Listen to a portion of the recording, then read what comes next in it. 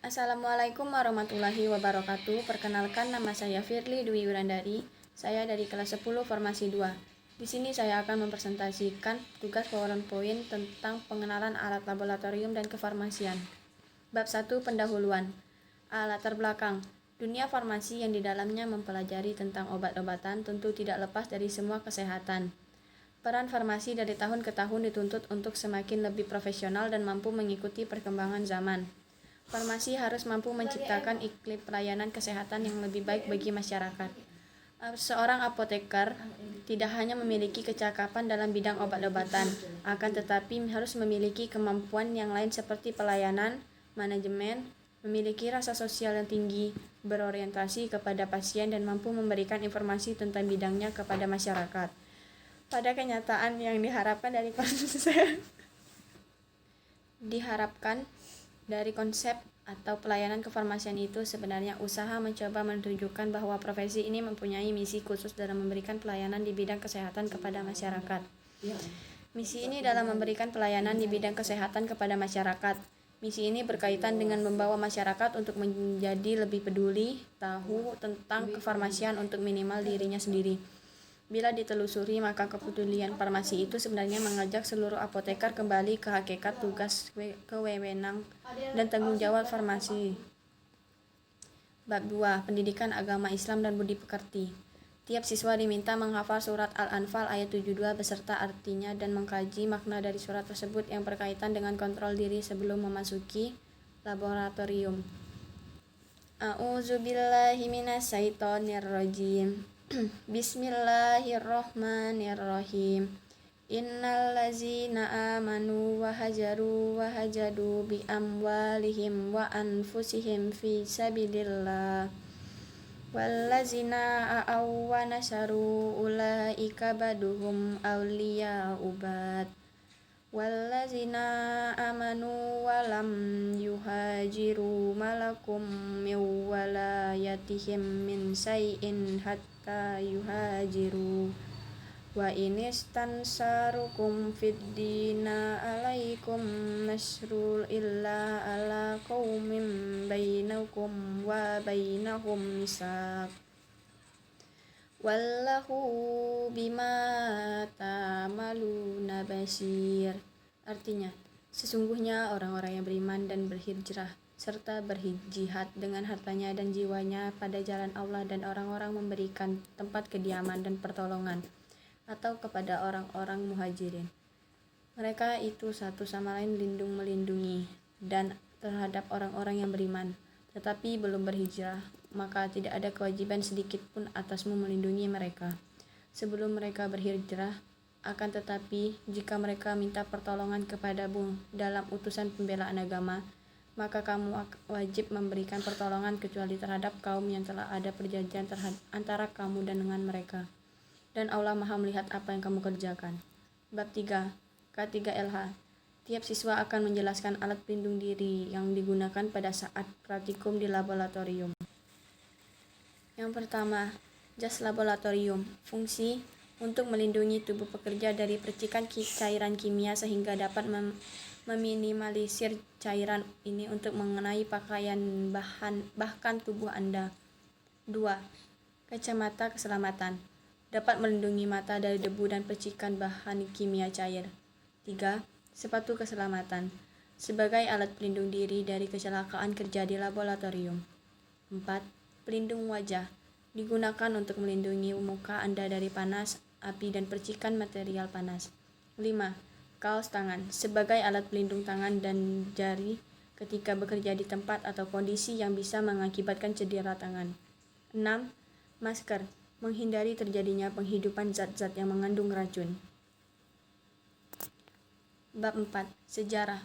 Tiap siswa diminta untuk membuat sejarah perkembangan alat-alat laboratorium. 1. Erlenmeyer. Nama penemu: Emil Erlenmeyer. Sejarah: Emil Erlenmeyer mensintesis atau mengisolasi banyak senyawa organik banyak untuk pertama, dan juga membuat beberapa kontribusi signifikasi bagi pemahaman kita tentang struktur molekul organik. Meskipun dengan demikian, labu yang menyandang namanya adalah APA Erlenmeyer yang selalu dikenang karena mampu di beberapa negara itu kenal dengan nama lain. Di Inggris mendengarkan hal itu disebut sebagai labu berbentuk kerucut lebih umum. Sedangkan di Italia mereka kadang-kadang menyebut Beuta Erlenmeyer merancang labunya di tahun 1850-an. Ia pertama kali menjelaskan dalam sebuah makalah yang diterbitkan pada awal 1860, yang mana ia telah mengatur produksi dan penjualan komersial. Labu Erlenmeyer terletak pada kegunaannya, dasar datar, yang berarti tidak mudah terguling, tidak seperti labu alas bulat yang juga dapat ditemukan di laboratorium.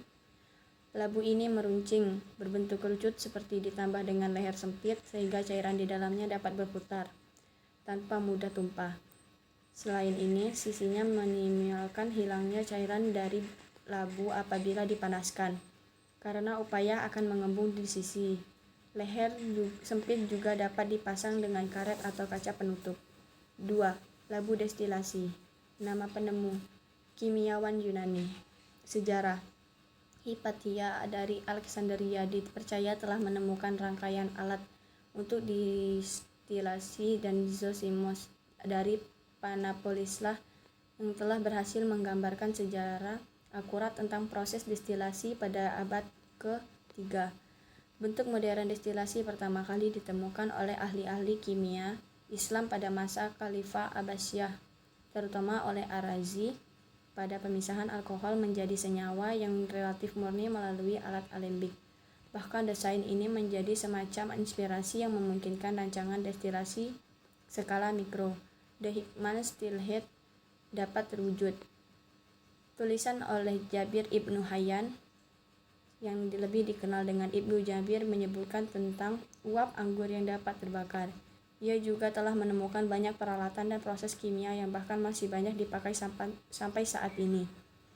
Kemudian teknik penyulingan diuraikan dengan jelas oleh Al-Kindi. Salah satu penerapan terpenting dari metode destilasi adalah pemisahan minyak mentah menjadi bagian-bagian penggunaan khusus seperti transportasi, pembangkit listrik, pemanas, dan lain-lainnya. Udara didestilasi menjadi komponen-komponen seperti oksigen untuk penggunaan medis dan helium untuk pengisi balon. Destilasi juga telah digunakan sejak lama untuk pemekaran alkohol dengan penerapan panas terhadap larutan hasil fermentasi untuk menghasilkan minuman suling. 3. Mortar dan alu ditemukan sejak zaman kuno. Sejarah. Para ilmuwan telah menemukan lesung dan alu kuno di asin baya darat yang berasal dari sekitar 35.000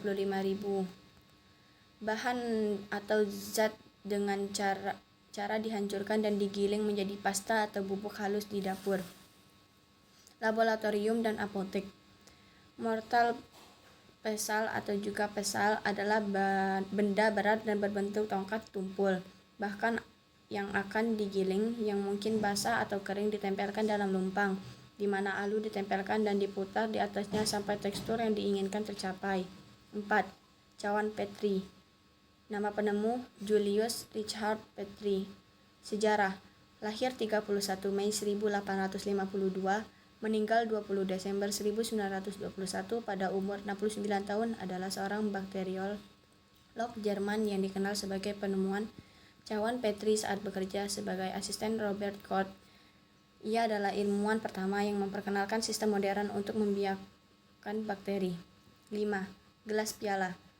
Nama penemu, John Sgraffy. Sejarah. Gelas piala standar atau bentuk rendah biasanya memiliki tinggi sekitar 1,4 kali diameternya. Bentuk rendah umumnya dengan cara dirancang oleh John Sgraffy, dan karena itu kadang-kadang gelas Griffy as piala. Bab 5. Dasar-dasar kefarmasian. Tiap siswa akan membuat laporan tentang alat-alat laboratorium farmasi dan fungsi alat, prinsip kerja alat, serta sampai gambar alat-alat tersebut. Timbangan obat. 1. Timbangan gram halus. 2. Timbangan miligram. 3. Anak timbangan gram kasar. Alat volume ukur. 1. Gelas ukur. 2. Beker gelas, dan lain-lainnya. Alat-alat peracik dan alat gelas lainnya. 1. Lumpang alu. 2. Sudip dan lain-lainnya.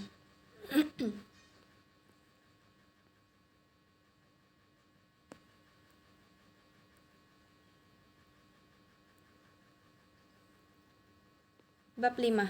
Kimia. Tiap siswa diminta untuk menuliskan alat-alat laboratorium dan menentukan alat-alat yang dapat digunakan untuk pemisahan campuran. Filtrasi.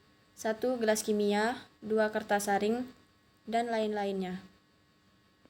Sublimasi.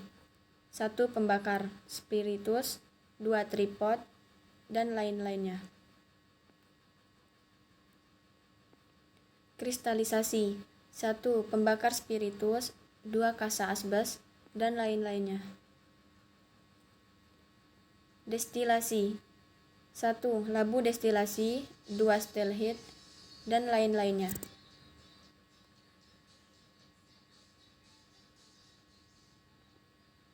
Bab 7. UUK.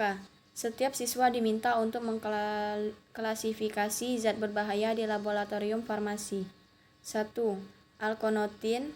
2. Akrilaldehid. 3. Akrilamida dan lain-lainnya.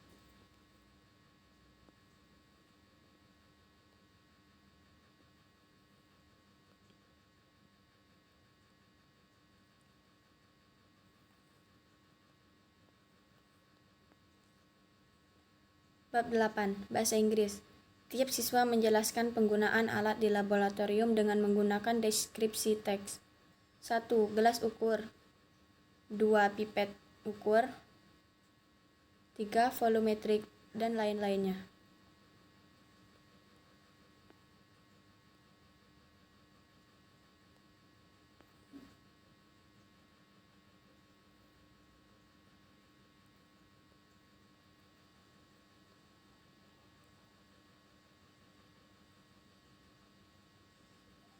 Bab 9. Bahasa Indonesia. Tiap siswa diminta untuk mengidentifikasi isi teks laporan observasi atau laporan PPT dan menyusun ringkasan hasil PPT. Bab 10. BK. Bimbingan konseling. Ada atau tidak alat dan bahan laboratorium di rumah kalian? Alasannya, tidak ada. Bagaimana kegunaannya di rumah kalian? Tidak ada. Bagaimana cara kamu menyimpannya? Tidak ada. Bab 10. Kesimpulan dan penutupan. Kesimpulannya, dari laporan tersebut saya lebih banyak memahami tentang laboratorium, alat-alatnya baik laboratorium kimia ataupun farmasi. Sekian hasil laporan PowerPoint 1 saya. Dengan ini saya mengucapkan wassalamualaikum warahmatullahi wabarakatuh.